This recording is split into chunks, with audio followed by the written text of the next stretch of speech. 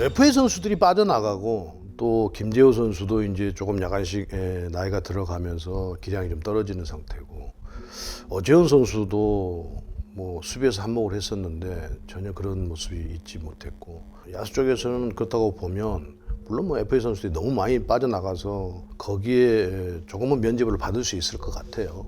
그렇기 때문에 조금 더 시간이 필요한 것 아닌가, FA 선수들이 빠져나가는 부분에 대해서 그걸 충원을 하려면.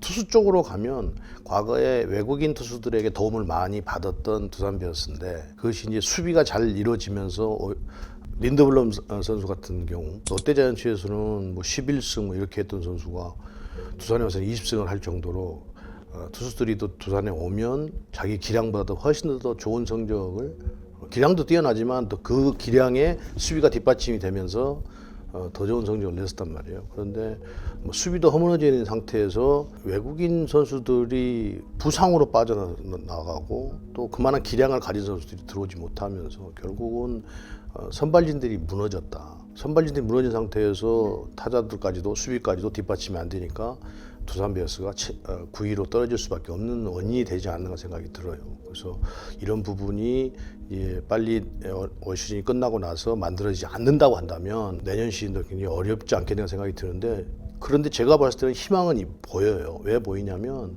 우선 올 시즌에 투수에서 곽빈 선수와 정철원 선수가 정말 좋은 활약을 해주고 있고 미래를 엿볼 수 있는 그런 지금 프레이드를 투구를 해주고 있단 말이에요.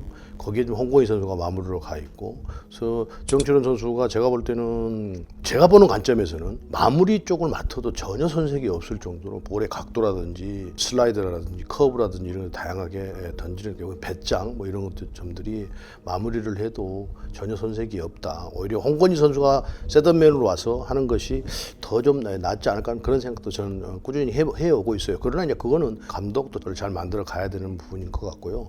투수 쪽에서는 또 그렇게 만들어져 가고 있고, 거기다가 이제 뭐 최원준 선수라든지 외국인 선수 두 투수가 어느 정도 역할을 할 수 있는 선수만, 과거처럼 할 수 있는 선수만 들어온다고 한다면 제가 볼 때는 투수진은 어디에 내놔도 손색이 없을 것이다. 그럼 야수 쪽으로 돌아오면 빠른 선수들이 있기는 해요. 뭐 군에서 전역한 이유찬 선수라든지 김대한 선수라든지 이런 선수들이 빨리 좀 자리를 잡아줘야 한다고 봅니다.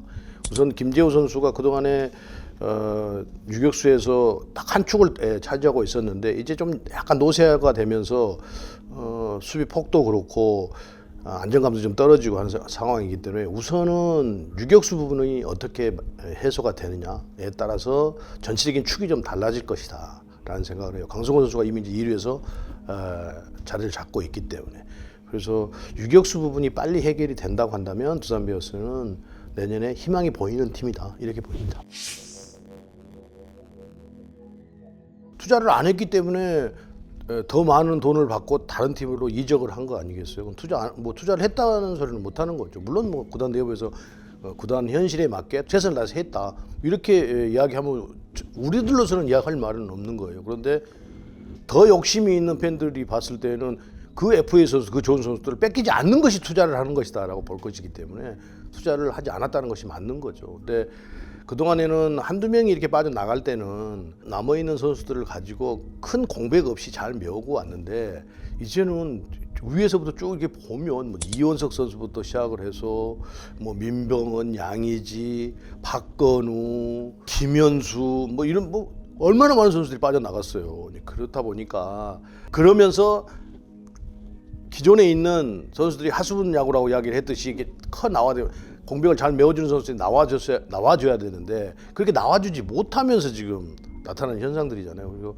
야구 실력이 그렇게 막 일취월장한 것은 아니기 때문에 좀 더 시간이 좀 필요하지 않겠는가, 빠져나가는 공백을 채우기가 조금 더 시간이 필요하지 않겠는가 생각이 들어요. 그래서 두산 베어스 내에 제가 뭐 재정 상태 같은 걸 잘 모르니까, 그런데 FA 선수들을 잡지 못했기 때문에 투자를 안 한 것은 맞죠. 두산 베어스가 지금까지 걸어가고 있는 모습을 보면 이제는 김태형 감독이 너무 거물이 되어 있는 상태이고, 그래서 또 팀이 올 시즌을 계기로 조금 더 새로운 선수들로 뉴 두산으로 만들어야 된다라는 생각은 있는 것 같아요. 그러다 보니까 아직까지 감독의 어떤 재계약 문제에 대해서, 그동안의 성적을 내는 거 보면 감독 재계약 문제에 대해서 나와줬어야 되거든요. 그런데 시즌이 끝날 때까지 기다리는 걸 보면 많은 생각들을 하면서 새로운 두산을 만들기 위한 작업을 하고 있는 것 아닌가 생각이 듭니다. 오재훈 선수가 빠진 부분에 대해서도 제가 볼 때는 그런 화이팅이 넘치는 선수, 팀의 어떤 분위기를 바꾸는 선수가 나와줘야 되겠죠. 또 나와주리라고 믿습니다. 그런데 오재훈 선수 같은 스타일이 나온다는 건 쉬운 일이 아닌 것 같아요. 그래서 이제 어쨌든 한 선수가 가면 그 선수를 메울 수 있는 선수가 나와줘야 되는 것이고 또 시대가 흘러가면 또 그렇게 되는 것 아니겠습니까? 그래서 저는 누군가가 나오리라고 생각을 하고 있습니다. 그래서 우선은 중심 타선이 전체적으로 지금 두산 베어스가 홈런이 100개가 안 돼요. 그러다 보니까 타선이 뭐 단타를 때리는 선수, 이렇게 전체적으로 FA에 빠져나간 선수들의 공백을 메우지 못하면서 김재환 선수가 24개인가를 24개인가를 홈런을 쳤는데 20개를 넘겼지만 시즌 초반에 형편이 없었단 말이에요. 김태형 감독이 그래서 입에 달고 살았어요. 김재환이가 조금 쳐주면 조금 더 상대가 두려워하고 팀 타선이 강해질 텐데 그렇지 못한다는 이야기를 계속 입에 달고 사는데 제가 방송에서 이야기했습니다만 이제 시즌이 다 끝나려고 하니까 김재환 선수 타격감이 돌아왔어요. 그래서 제가 방송에서 입맛 돌아오니까 쌀 떨어졌다고 내가 말씀드렸는데 그게 너무 아쉬운 거죠. 저는 김재환 선수 경기 수가 적게 남은 것이. 그만큼 시즌 초반 중반까지 부진했다는 거죠. 김재환 선수가. 거기에 페르난데스 선수가 3할을 치고는 있습니다만 홈런이 6개뿐이 안 됩니다. 외국인 타자가 중심 타선이 약해질 수밖에 없는 거죠. 또 거기에 한쪽을 담당하고 있는 양석환 선수. 양석환 선수가 20개 홈런을 때렸는데 타율은 2할 4푼대예요. 그리고 삼진이 너무 많아요. 히팅 포인트에 했던 그 문제 때문에 어쩔 수 없는 거예요. 결국은 중심 타자들이 뭐 2할 한 8푼 정도 때리면서 20개 이상 홈런을 친다고 한다면 훨씬 강하죠. 근데 제가 설명드렸듯이 이 세 선수가 그런 어떤 약점들, 단점들을 가지고 시즌을 치렀기 때문에 약해질 수밖에 없다. 그리고 중심 타선의 타율이 9위예요, 9위. 그러면 과거에 두산 베어스를 생각한다고 한다면 이건 엄청난 차이죠. 홈런도 과거에는 LG보다 훨씬 많았습니다만 같이 잠수를 쓰면서도 올해는 LG하고 게임이 안 됩니다. 홈런 숫자도. OPS도 전체적 타선을 보면 9위에 좀 하위권에 머물러 있는 상태이기 때문에 그래서 페르난데스 선수를 과연 어떻게 할 것이냐. 과거에 두산 베어스의 여러 중요한 선수들이 팀 내에 있었을 때는 페르난데스 선수가 그렇게 홈런을 때리지 못했어도 더들어지지 않았어요. 그런데 이제 의존도가 높아지니까 이제는 페르난데스 선수가 저렇게 단타만 때릴 것이 아니라 이제는 홈런을 좀 20개 이상 때릴 수 있는 외국인 타자가 필요한 시점이다라는 생각을 들게 만든 거죠. 다른 선수들이 그걸 뒷받침을 해주지 못하니까. 두산의 지금 현 시점에서 본다고 한다면 교체할 가능성이 매우 높다 이렇게 보입니다. 글쎄 저도 뭐 그 후배 선수가 그 학교에서 하지 말아야 될 행동을 하고 또 한 번 지명을 받았다가 그 지명이 취소되고 다시 대학교를 들어갔다가 지금 얼리 드래프트에서 왔는데 아마 두산은 그런 문제에 대해서 고민을 안 했겠어요. 분명히 했다고 봅니다. 하는데 아마도 그 선수의 어떤 그 기량, 장래 이런 것에 더 포커스를 맞춘 것 같아요. 그래서 두산이 감수해야 되는 것 아닌가 생각이 듭니다. 그런 어떤 비난들을 감수를 하려고 생각했기 때문에 지명을 하지 않았겠어요. 그런 것을 모르고 지명하지는 않았을 거고요. 두산이 그 김유성 선수의 기량을 놓고 어느 정도 비난은 감수하면서 이 선수를 우리가 지명을 해서 그 비난은 뭐 구단 프런트가 떠안겠다 뭐 이런 생각을 했던 것 같습니다. 제가 말씀드렸듯이 두산 베어스는 희망이 보이는 팀이라고 제가 말씀드렸어요.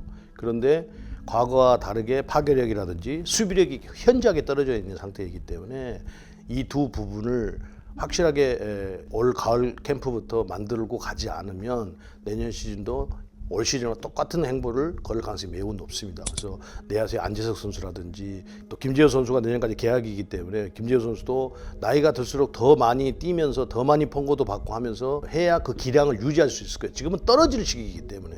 그래서 전체적으로 강승호 선수 수비에 대해서 좀 더 신경을 써야 돼요. 허경민 선수를 빼놓고는 내야에서 양석환 선수 1루에서도 마찬가지입니다. 허경민 선수를 제외하고는 이 세 포지션을 엄청난 훈련량으로 만들지 않으면 과거의 두산 베어스가 나타나지 않는다. 좌익수의 김재환 선수 그 수비력 약하잖아요.